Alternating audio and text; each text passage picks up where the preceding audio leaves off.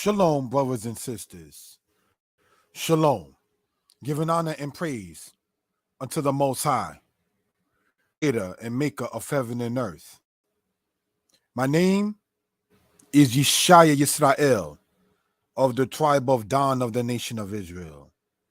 This particular presentation, brothers and sisters, we do not, brothers and sisters, intend for this. But, brothers and sisters, we want to bring this out to the people due to the fact that recently people have been saying that the Hebrew a brother teaches is Yiddish. Now, on the channel, Mora Yeshaya Hebrew Lessons, I asked you all to subscribe to it. We pointed out that no, the Hebrew that a brother teaches is not Yiddish, brothers and sisters. All right. We also pointed out that there is no such thing as a language that doesn't have any vowels. There are certain languages to this day that are written, and certain languages to this day that are not written. You have heard in many cases, especially those who travel, languages spoken but have no written form of it. So in this short presentation, brothers and sisters, we intend to bring out to the people, we intend in due respect to the Most High to offend anybody in this presentation, in this stance that we are bringing out, brothers and sisters, to the people for edification purposes. All right. We are going to go over what we're looking at here. Danite publications. All right. And we're going to, brothers and sisters, give me 1 second, family. I must take this call. I apologize.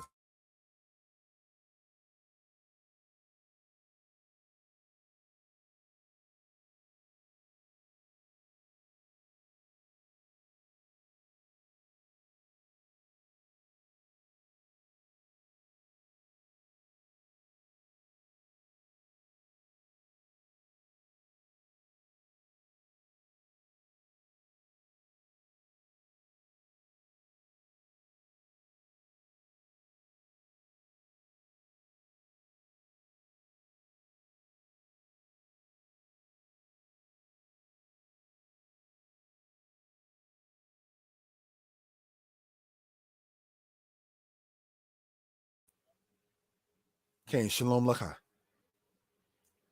Shalom, brothers and sisters. I apologize for that. That was a very important call that I had to take. In any other case, I would have just, text back and say, oh, I'm not going to deal with it right now. But that one I had to take. All right. So, brothers and sisters, on a human level, given due respect, Salika, I must take the call again.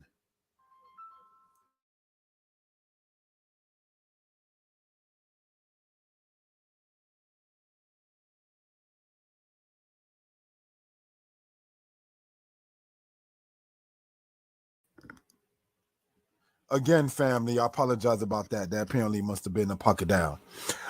We know what it is once it comes down to having to handle business and so forth and so on. Certain things were pertinent. And now let's get back again to this matter that we're talking about.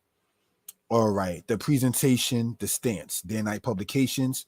I'm asking you all to subscribe to the channel, Mora Yeshaya Torah Lessons, Mora Yeshaya History Lessons 2, and Mora Yeshaya Hebrew Lessons. All right, now we intend to, when this is uploaded, to put the link in the description on the different channels about the video that is called The Hebrew We Speak Is Not Yiddish. Recently, again, people have been going around and saying such. We want to sit there and with the time allotted, let that be dealt with and spoke upon respectfully and maturely. Brothers and sisters, due respect on a human level to my lady, the love of my life, Sarah Makela Yisrael. Much respect to the sweetheart. Much respect to the people who have endorsed and promoted a brother on a human level. Giving due respect, brothers and sisters, to the brother Moreh Yitzhak of the congregation that I'm a part of, Shomrei Habrit. Giving due respect, brothers and sisters, to my Hebrew teachers, they who have left this or passed away. That is, in part, Moreh Tibak, Adon Aharon, Adon Eben Yahu, and many others. Those who are among, oh, I cannot forget Moreh Mishael. Those who are among us, Kohen Mikael,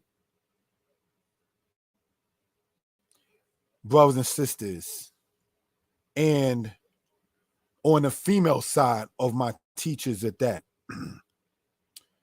Ima Miriam, as well as Ima Tamikia.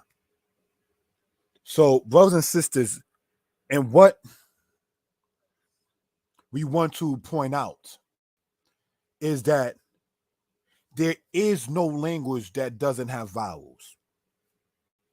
We want to, brothers and sisters, point this out historically, linguistically, brothers and sisters, and within reason, if we will.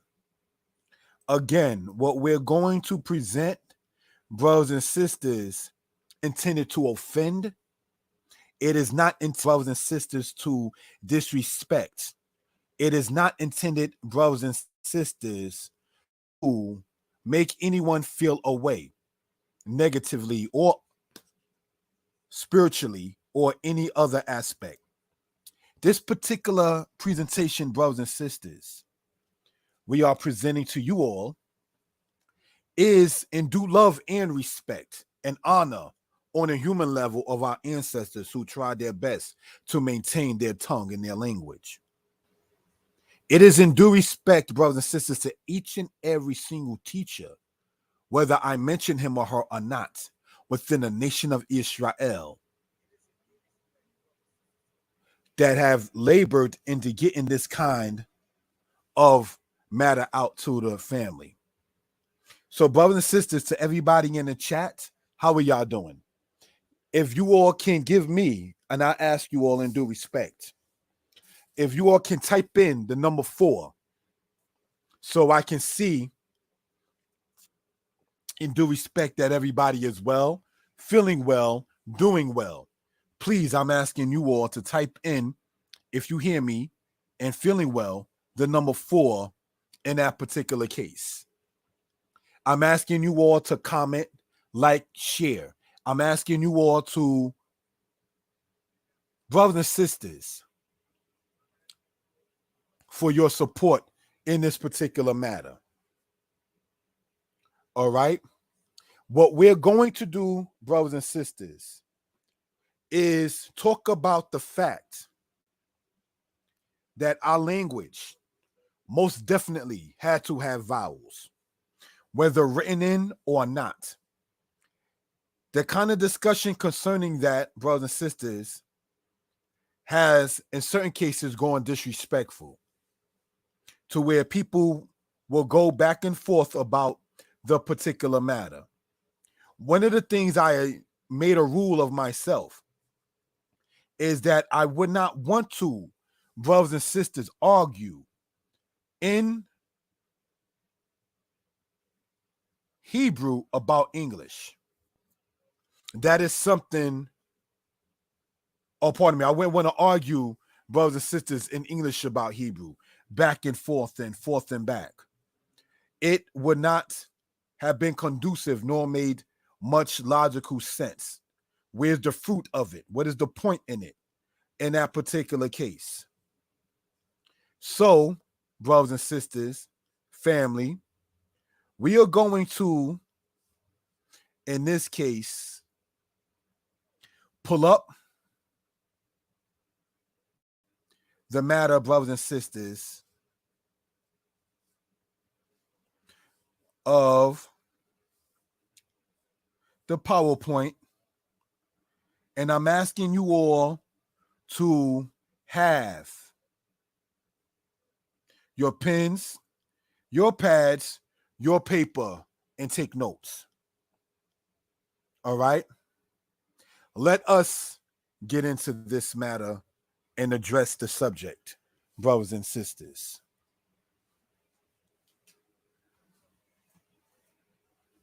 We are going to charge up the phones that's used for its internet use. And we're going to, brothers and sisters, charge up the computer that we are able to use in said case. So, without any further ado, giving honor and praise unto Yah, the creator, the maker of heaven and earth, let us pull up the PowerPoint and make move point, brothers and sisters. Thank you for taking out the time on a Saturday night.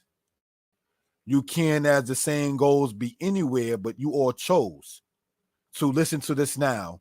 And if not now, hopefully you will share it and listen to it later, or put it inside of the watch later folder on your YouTube.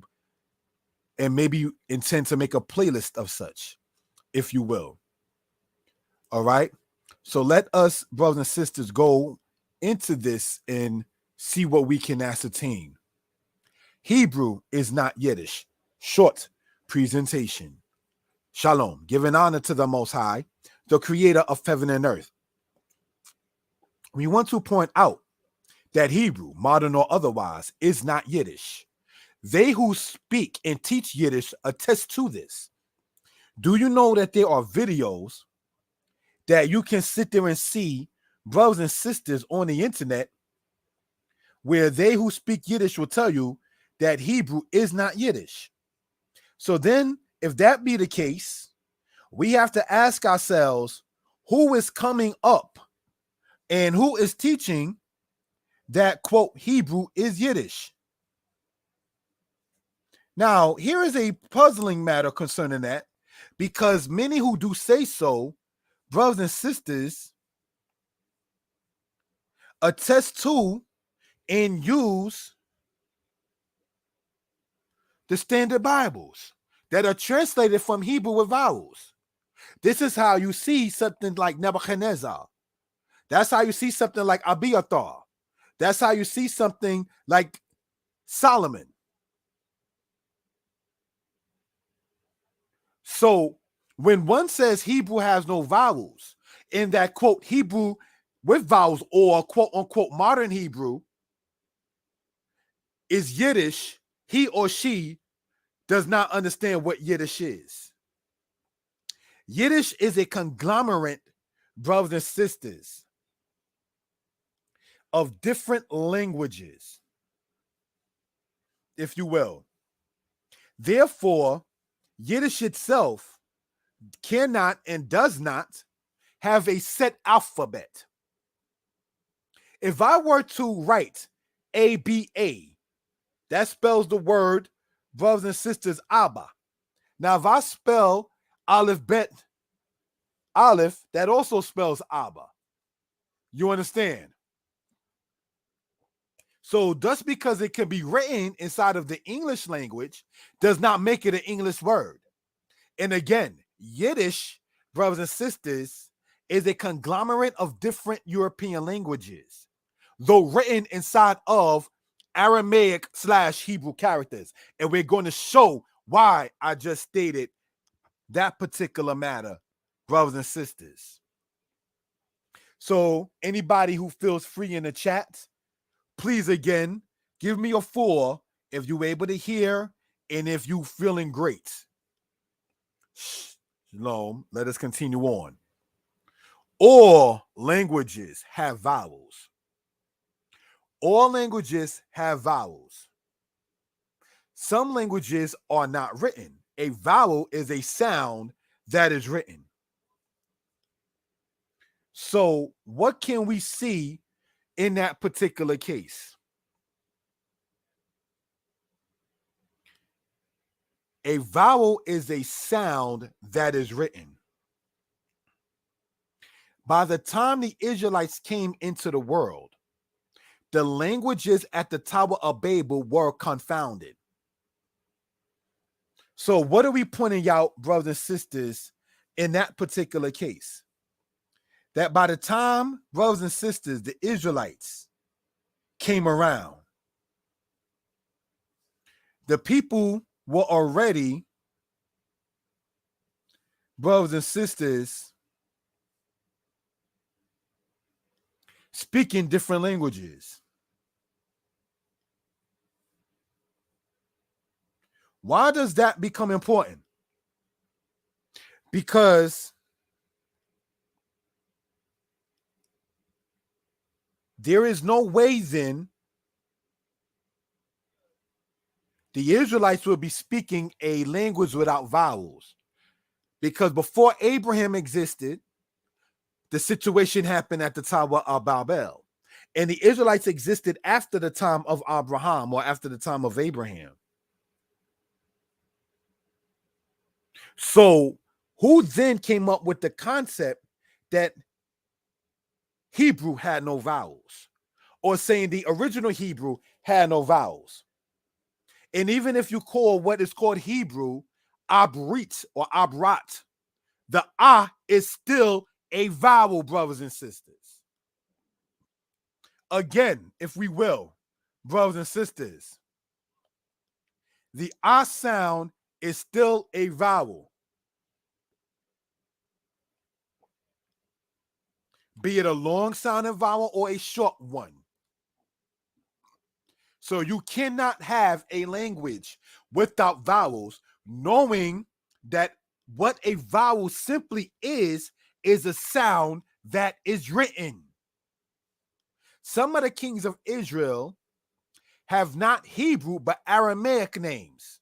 Two of them, Baasha, king of Israel, and Asa, king of Judah. Baasha, brothers and sisters, and I'm going to type this in, all right, means boldness. That's what that means.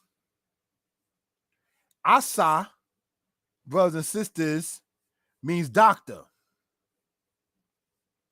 The word for doctor in Hebrew is the word rofe, from the word rapa, which means to heal. So when we look at, brothers and sisters, the situation at hand, Aramaic, which the Aramean people were later on called Syrian by the Greeks, the language of such was not foreign to the house of Israel. And this becomes very important, brothers and sisters.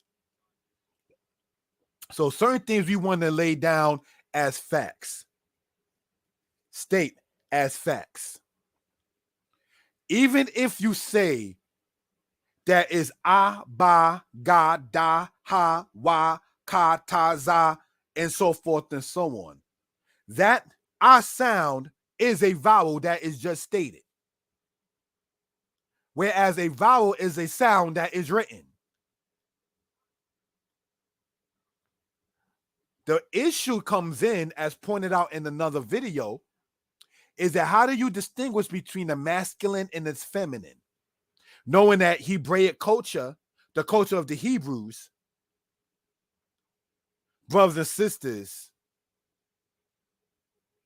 had masculine and feminine. So the language will bear the mindset of the culture as well. There's a masculine way to dress. There's a feminine way to dress. There is a way to treat your servant that is a male and a way to treat your servant that is a female. There is a way to treat your son. There's a way to treat your daughter. So we want to point this out. By default, then the language will bear that there is a distinction between the nequeba, the female, and the zakar, the male. Let's go on to the next slide. Jeremiah chapter 10, verse 11. Thus ye shall say unto them, the gods that have not made the heavens and the earth, these shall perish from the earth and from under the heavens. What does it say? And we're going to show it, brothers and sisters, with the laser pointer. Kitna timbrun lehom elahaya di shamaya wa arakwa lo abadu. Yebadu me arba umin tukot Shemaya ele. You know why that doesn't sound like regular Hebrew? Is because it's not Hebrew, but yet is what Jeremiah stated. That is Aramaic. That is one of the several verses written in the Tanakh, written in the Old Testament, that its origin goes back to the Aramaic language.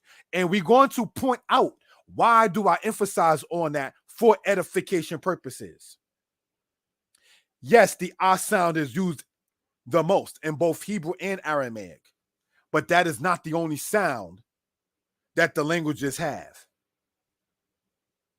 We're going to do our best, brothers and sisters, to let the book speak for itself. Next slide, please.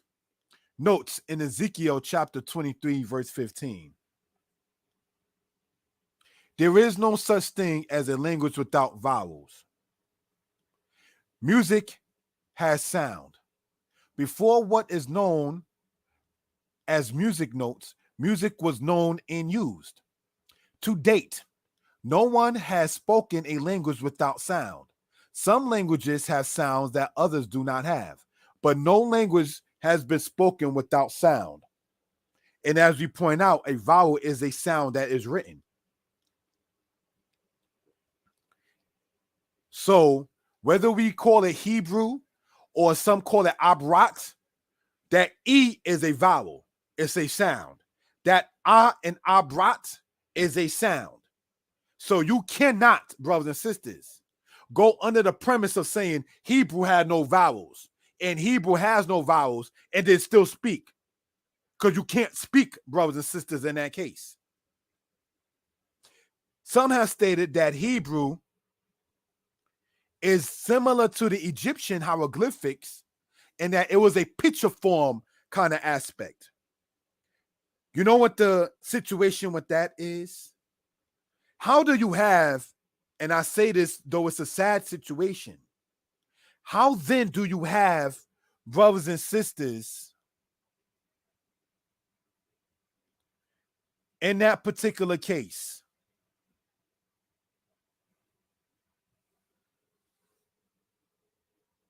people who are born blind, but then are able to speak the language of what they are around? There's a reason for that. They hear it and then they speak it. Just as much as we heard English in many cases, and we now speak it. There are people who you speak with that may not know how to read. He or she may be sadly illiterate, but he or she is able to speak. See, what happened with us in many cases, many of us learned Hebrew being teenagers and older. So we going by what we see, thinking ancient Israel would have gone by what they saw. But what about, sadly, the Israelite in the ancient days that was able to speak but couldn't see anything for being blind? Under the premise of saying that Hebrew was a picture graph kind of language, the person, sadly, that is born blind would not be able to speak because he or she was never able to see anything. So we have to use logic and understanding and knowing Israel is not a religion. That's a whole other subject I want to talk about another time. You understand? Because some of the things is like, well, when I look at it, I don't see it. Well, brothers and sisters, that doesn't mean they don't exist. And there's no disrespect intended. Many of our people read Deuteronomy 28 and they still don't see it, them in it. It is the Most High that opens the eyes, be it physically or spiritually, be it emotionally or otherwise. It is the Most High who opens the eyes. So looking at, I remember, no disrespect intended, somebody typed in, do you see any vowels in the Torah? I had to explain that the O and A in Torah itself is vowels. Again, you're not going to be able to speak a vowel-less language. A language with no vowels does not exist. You understand? There are, again, certain languages that are not written, especially certain African languages and dialects of this day that do not have any written form, but they are able to talk. So that right there just boils down into logic in many cases. Ezekiel chapter 23, speaking of the Israelites, it says the following: girded with girdles upon their loins, with pendant turbans upon their heads, all of them captains to look upon, like the likeness of the sons of Babylon, even of Chaldea, the land of their nativity. Let's read that again. Girded with girdles upon their loins, with pendant turbans upon their heads, all of them captains to look upon, the likeness of the sons of Babylon, even of Chaldea, the land of their nativity. Ezekiel is saying, brothers and sisters, that the origin of the nation of Israel goes back geographically to the land of Chaldea. That's in Ezekiel, the 23rd chapter. So let's look at this map right here, showing with the laser pointer, all right, where the land of Chaldea is right here. This is where the land of Chaldea is, brothers and sisters. Why do we want to point that out too? Because Chaldea is next to Babylon, next to, all right, Susiana, Assyria, Mesopotamia, by Arabia. Abraham came from Ur of the Chaldees when you go to Genesis. And he came, correct me if I'm wrong, from the line of Arpachshad. See, when we do these kind of things, and it's not to say brothers know everything, because the more you study, the more you find out you didn't know. But when we do these kind of things, brothers and sisters, this alleviates argument and debate. We're showing maps, we're showing references, we're making logic. There's no point going back and forth in the Facebook community. Just present your stance to the people and let it be the way of the Most High for it to get out to his people. You don't have to lower your standard as a respected moray or a respected teacher to go back and forth, raising your blood pressure. I mean, all kinds of stuff goes on in these kind of debates. And again, what is the point? Where is the wisdom in debating in English regarding Hebrew? Do they of Spain debate with people in a different language regarding Spanish? Of course not. They're not going to waste their time, say, upon that. If you don't accept it, then that's just that. But again, there has not been, brothers and sisters, any people who have not spoken and there's no sound in it. And we want to remember, brothers and sisters, that the Hebrew people came out of Chaldea. So would the language of the Chaldeans, if we take what is written in the scriptures in Ezekiel 23 regarding Judah and Israel, when you read that chapter, it says, even of Chaldea, the land of their nativity. So it's showing here on the map, would not where they come from, where we come from, where the children of Israel come from, would it not have an impression upon the language of the people? Of course it would. Let's go on to the next slide, brothers and sisters. Citations. Jacob, encouraged by this dream, went on more cheerfully for Egypt with his sons and all belonging to them. Now they were in all 70. I once indeed thought it best not to set down the names of this family, especially because of the difficult pronunciation by the Greeks. But upon the whole, I think it necessary to mention those names, that I may disprove such as believe that we came not originally from Mesopotamia, but are Egyptians. That's in the book of Josephus. Josephus is stating in Josephus' book 2 that in his day and time, during the time of the Romans, when the Romans had occupation and rule, that they who were around them thought that they, the Israelites, were Egyptians. Now, we already went over the color of the Egyptians in many cases. So, When you go and read in your own time in the record of Herodotus, he speaks about the Egyptians as black. You understand? Or swarthy. When you read about the Arabians by the Roman Dr. Galen, Galen, he spoke about them being swarthy.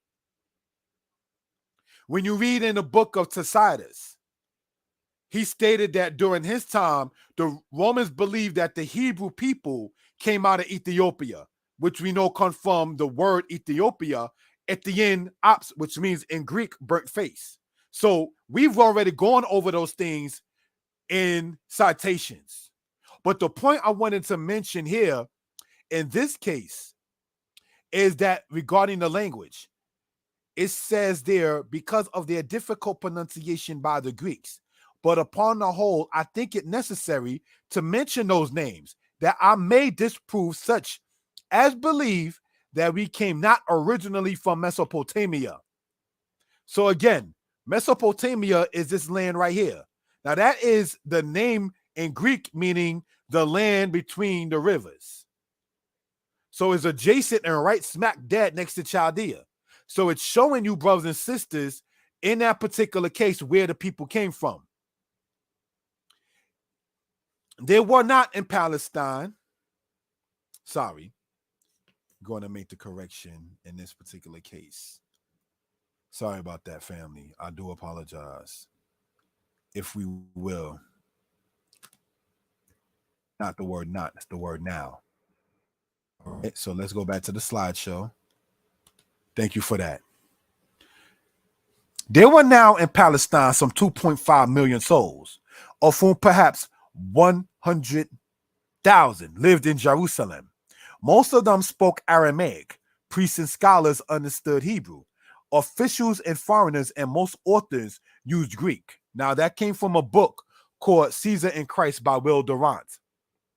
Why do I point that out? Because this takes us now to the same similar timing that Josephus was in the timing of the Romans. So according to that author, Will Durant, he stated that in Palestine, there was some 2.5 million people, of whom 100,000 lived in Jerusalem, most of them speaking Aramaic. Why does that become important? Because when you get later on in Israelite history, the Aramaic language is used in Ezra. It is used in Daniel. So by the time we get into the Israelites coming from the Babylonian captivity, they knew Hebrew for sure. But at the same token, Israel was accustomed to also the Aramaic language. That's why we pointed what we pointed out earlier in the book of Jeremiah. That's why we wanted to let the book speak for itself. You understand? Not dropping S-bombs and F-bombs and wanting to go back and forth and debate in English about Hebrew. We're not doing that. We're going to cite our sources and bring this out for edification purposes to the people who are interested in, who want the lessons, brothers and sisters. I'm not a psychologist or a psychiatrist, but I remember, and this is what I believe from my memory, in my little two-cent assessment of a matter, I remember doing a Hebrew class one night, and somebody decided to just interrupt and interrupt and interrupt and interrupt and interrupt and interrupt, while trying to say the Hebrew that I was teaching was incorrect. What that told me, being that person was even older than myself, I got on the phone on the side and said, "You do know that I'm teaching the class right now." And the person said, "Yeah, but I just wanted to." See, that's the problem. You have your own channel. You have your own page. You can type on your own computer and get the information out to the people that you want or that you think is vital. You understand? It is disrespectful to deliberately, when you know someone is doing a presentation, to just sit there and try to interrupt. Because if you ever wanted somebody to hear what you're saying, You can't interrupt them and expect them to give you their undivided attention. You're going to get a spirit back at you like, I'm going to now ignore you because you lack manners. You lack respect. You lack decency. You understand? Because it is not to be racial. You know good and well when a you know what man is at the job, you do not interrupt him. I promise you, you don't. But with us as a people and wanting to always debate, we are okay doing so. I remember another situation, giving a shout out to the family who decided to, on this beautiful night, because the weather is nice, to watch this and to support the brother's channel. This is over 10 years ago. But I do remember I was doing a Hebrew class and it was on Shabbat. It was on a Friday night. And I got a phone call about 8 or 9 times or more within a half hour or an hour stance. And this is my word to the Most High God. Ha'el Elyon.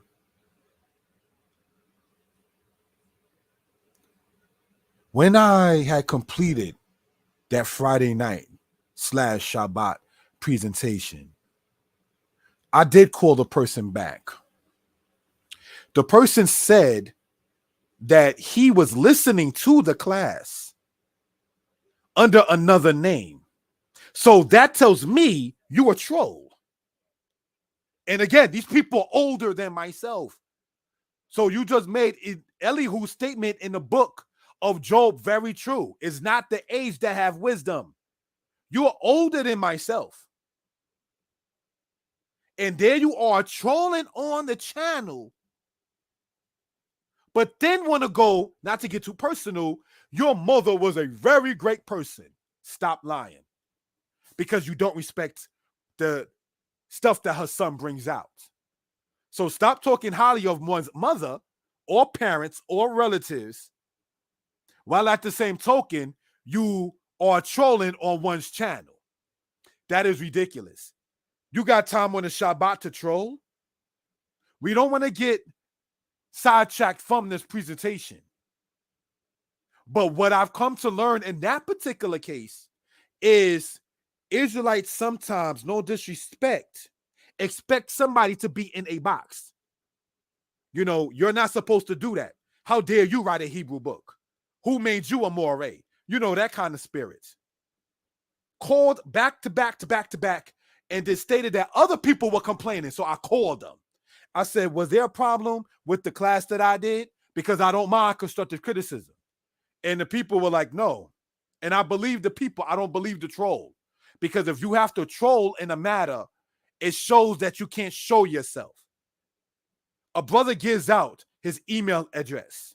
A brother gives out his telephone number. If you're watching this, you can see me live where I'm staying at out in New York City. So it's not about duck dodging and hiding. There's nothing about trolling in this particular case. You understand? But it just goes to show where some people are at, be it by Ibrit or Angelit. In Hebrew or English, not there. Now, let's get back into this for a reason, for edification purposes. So again, if everybody who can hear me and who's feeling well, please press the number 4. We're going to cite the book of Josephus again. And here, brothers and sisters, is what it says for edification purposes.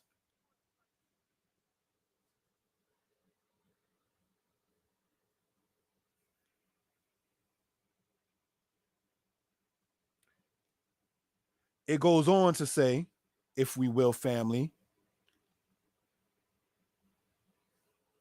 And when once Ptolemy asked him how many 10,000s of books he had collected, he replied that he had already about 20 times 10,000, but that in a little time he should have 50 times 10,000. But B, said he, had been informed that there were many books of laws among the Jews, worthy of inquiring after, and worthy of the king's library, but which being written in the characters and in a dialect of their own, will cause no small pains in getting them translated into the Greek tongue. That the character in which they were written seems to be like that which is the proper character of the Syrians, and that its sound, when pronounced, is like theirs also, and that this sound appears to be peculiar to themselves. So, brothers and sisters, what can we, if we will, point out in this particular case? What can we ascertain in this particular case, brothers and sisters? That Ptolemy Philadelphus is whom we're talking about, or Ptolemy II. It says that he was speaking about getting books for his library. And for those who do know, this is how, brothers and sisters, the Israelites that were in Alexandria, Egypt, were commissioned to go to Jerusalem to get books for Ptolemy's library. And this is they who were commissioned to write what became known as the Septuagint. The Torah was already known to the Israelites beforehand. Ptolemy did not write the Torah. You understand? It is not a Greek law, brothers and sisters, because in the culture of the house of Israel, homosexuality is not condoned. The kings of Israel who put homosexuals to death were praised in the scriptures. Whereas in Greek culture, homosexuality itself is praised. So that alone shows you that the culture of the house of Israel that you even see written in the Septuagint is not of Greek culture. I state that because some people try to say, well, if Ptolemy Philadelphus had a quote-unquote commission to be written, then that's of Greek. No, it's not. Brothers and sisters, he was just about getting as many books as he can for his own library. He was, in layman terms, housing other people's books, stealing them, putting his images in them, and so forth and so on. You understand? So these are things that we want to point out for reference purposes. To the people who are in the chat, I say thank you for being in such. To the brothers and sisters, to the elders, and everybody else who support, who encourage, and who gives constructive criticism concerning this, I also say I appreciate it. All right. I'm giving a shout out to my lady Sarah Michaela, to Borasta. If I mispronounce your name, please forgive me. All right. Giving a shout out to Uziel, Yisrael, Elder Marcus Ban Yashra'ala, Nuriyahu Hadani. Brother, we got to get online and do what we do, Donnie. All right, I think you know that history. Liberation Tabernacle of Yah, truth be told, thank you all for the support that you all have shown, brothers and sisters. And of course, the Rayahu Ben Dora. All right. Now, what can we gain from this part right here? Because I got this on 3 different channels. So I got 3 different phones showing 3 different aspects. And I do, again, appreciate everyone who does support. What can we gain, again, and ascertain from this? We want to, brothers and sisters, if we will, all right, show with the highlighter. All right, what can we show right here?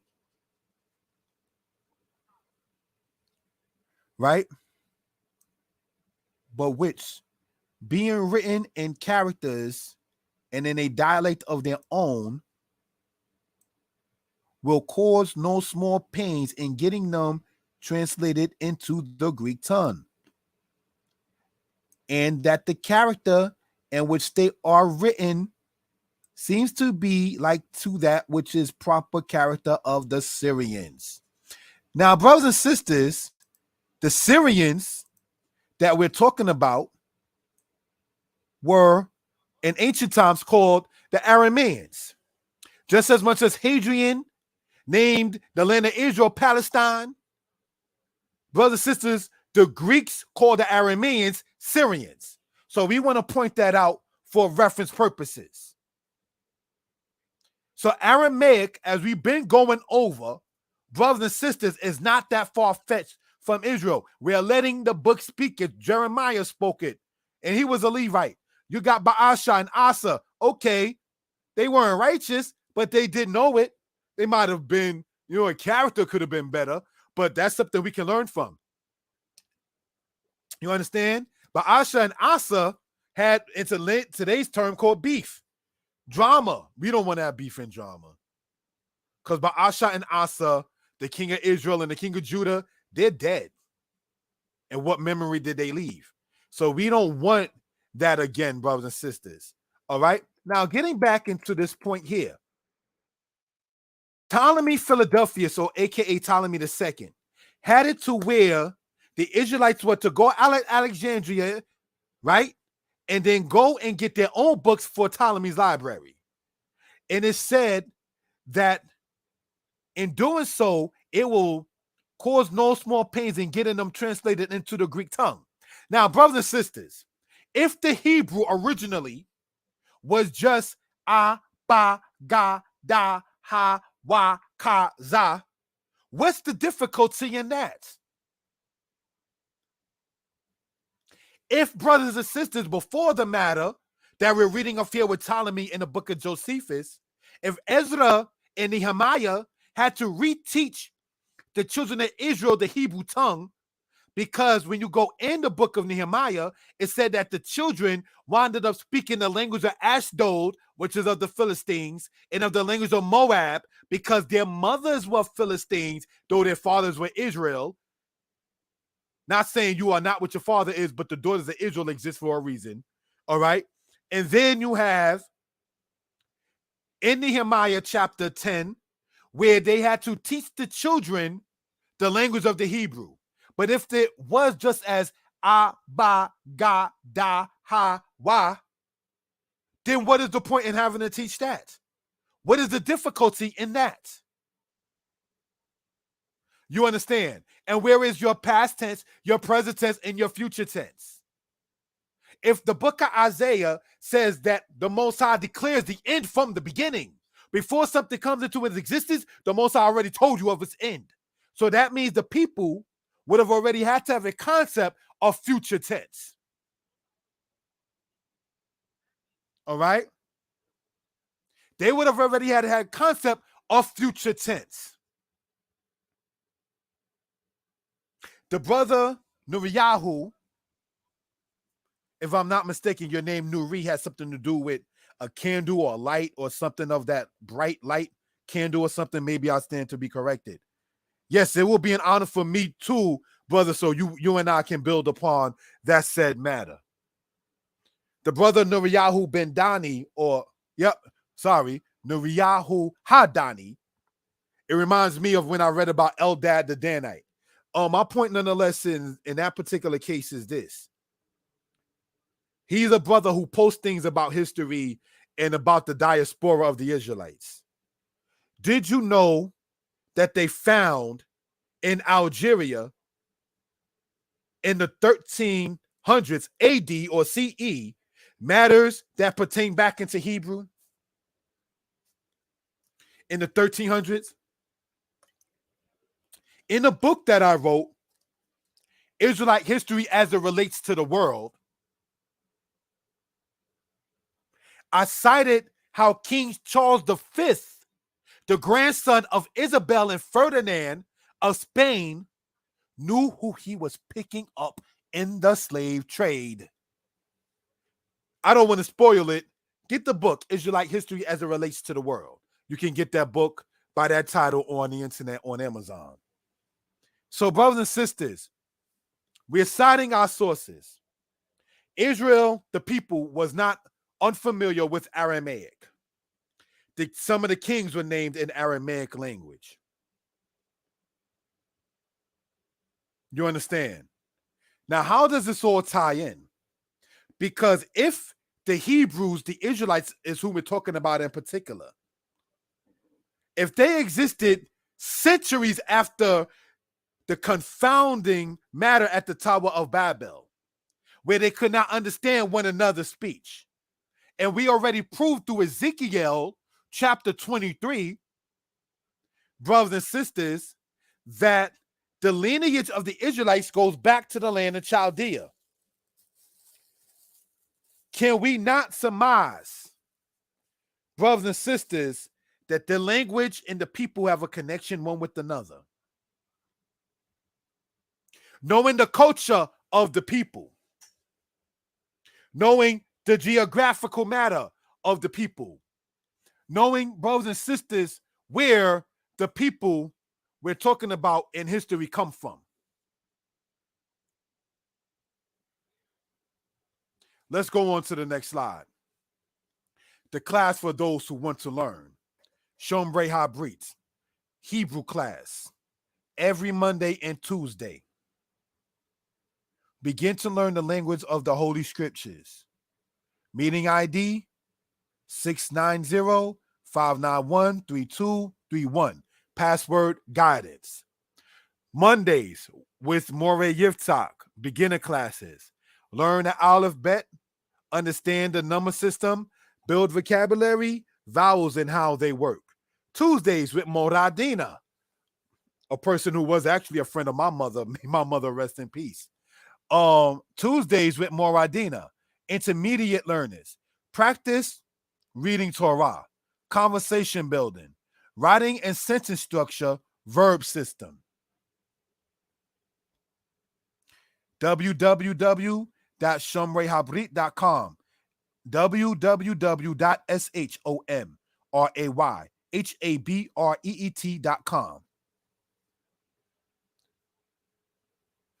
For more info and books, Hebrew books, contact me, 908-587-4841.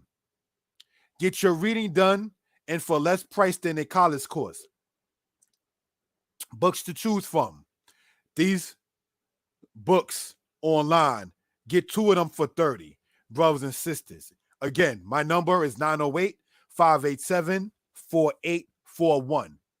Facebook name, Yeshaya Author Danites. Instagram, Yeshaya and Author.